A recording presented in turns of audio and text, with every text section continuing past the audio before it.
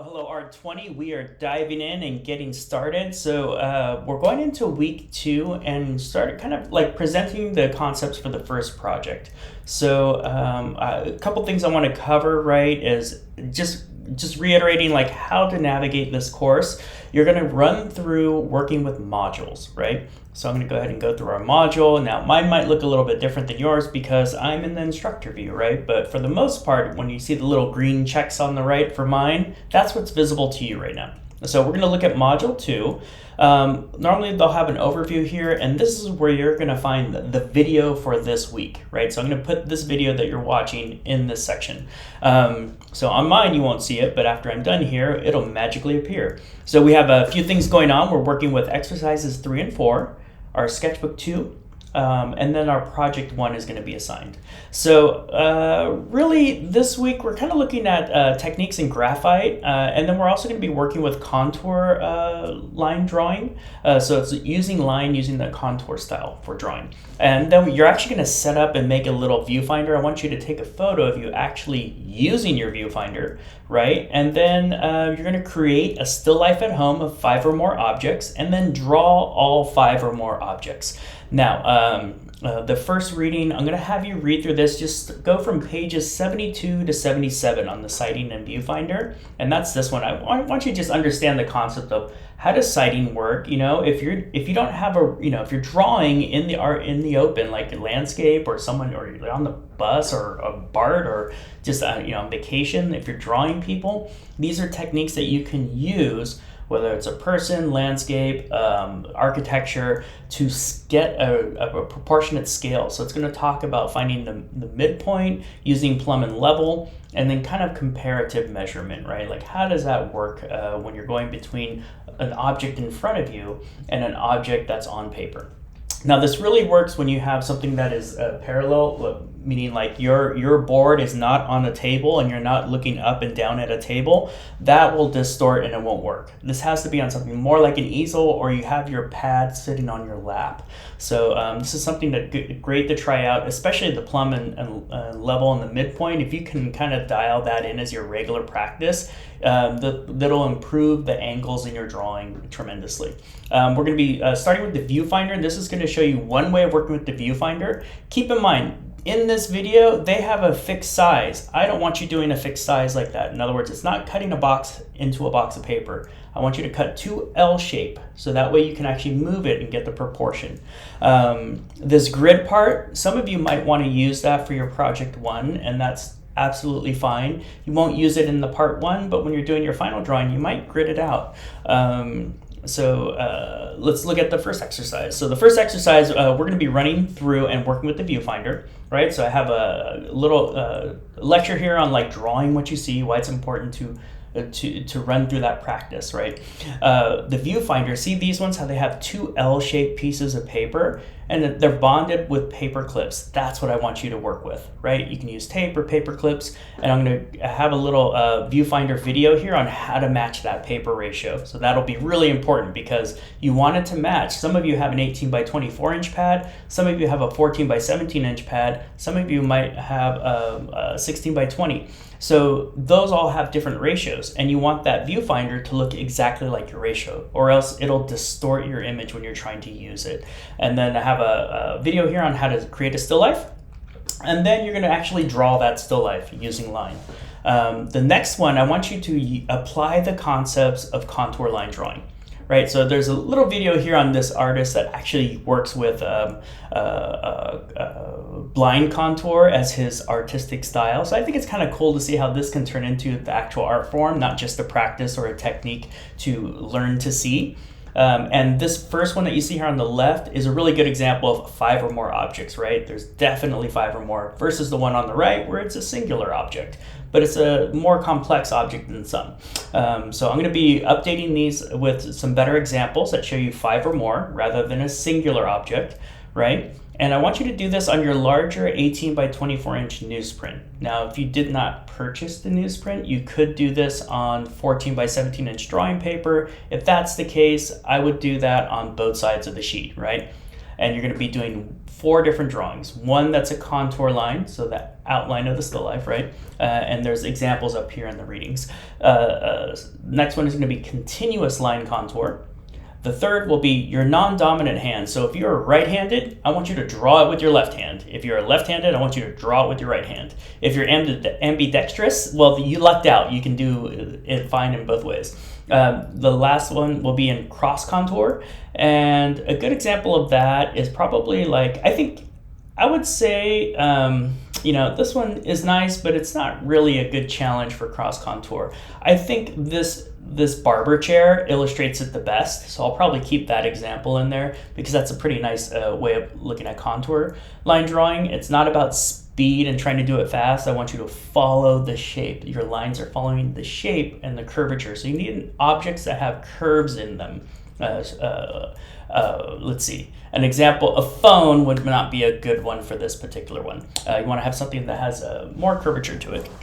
Even like, you might find some water bottles that might work. You might find some really have this leftover from, we're using it for air. But yeah, that's got a lot of like round shapes in it, right? If you want to get really complex, then there's things that have a combination of curves, right? Curves and flat areas, right? So think about the shapes and the objects that you're working and integrating into your still life. Going into like, how does it, you received the water soluble graphite in that kit. If you didn't get that, make sure go to pick up a water soluble graphite. And I have 2 different, like, how does it work? 2 different videos. And then I give you like one example of me kind of experimenting with this. And maybe you're watching this as you're trying to work with it, and then you can pause and stop. And I'm doing this on a larger sheet, but I want you to do it in your 9x12 sketchbook. Right? So this should be, you'll notice that, I give you some rough estimates for time, the materials you might need, and some music to listen to while you're working with it. As you go through that, that'll be what's due this week. Now, for your projects, these are often like a 3-week timeline for your project. So this will, we'll start this week, but the actual final drawing will be due in 3 weeks. And looking at the projects, like the thing that you need to understand for that, I'm going to run, why don't I go? Yeah, let's run through the next one. When you click on that link, it's going to take you to this area. It's going to actually take you to the modules. So let me go to the modules, and you'll see that there is its own module for projects. So I got this recommendation from students like, hey, it was confusing having it in our weekly modules. Can you separate it out? So we're gonna try this out this semester. So taking that out, you'll notice that there's a part 1 here, part 2, and a part 3. Now, for your part 1 is normally like your preliminary sketches, like you're getting ideas, designs, and maybe some skills I want you to integrate. And I might give you some individual feedback on that in the discussion board. The project 2 is going to be on the your actual drawing, like the thing you're actually going to turn in. And part 3 will be your, for project 1, part 3, that's going to be your critique. That is sort of the verbal or written or some sort of feedback process where you're giving back and forth feedback to another student or another classmate. So you'll be interacting with people. So remember I mentioned you can't avoid not interacting with people. So you'll be looking at someone else's drawing and giving them feedback, and I'll give you prompts for that. These have to be done in order, right? So you can't do the critique without doing part 1, and you can't do part 2 without doing part 1. So make sure that you do complete that in order.